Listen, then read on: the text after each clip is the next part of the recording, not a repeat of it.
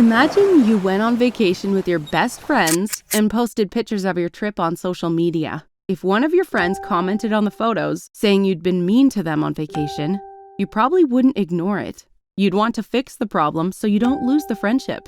You'd also know that all your other friends could see the comment, so you'd want to make sure they didn't think badly of you. It's the same for brands, dealing with comments and queries on social media. If they ignore customers or handle the situation badly, the response, or lack of, is available for everyone to see. Social media provides a powerful public platform for brands to connect with their customers. It can be a time-efficient way of handling simple queries, and good customer service delivered in this way is brilliant advertising. But delivering inadequate customer service through social media can be a recipe for disaster.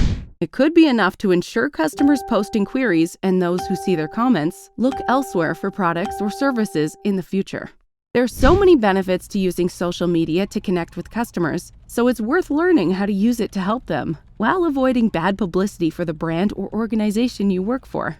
Let's find out how you and your teams can provide the best possible customer service through social media.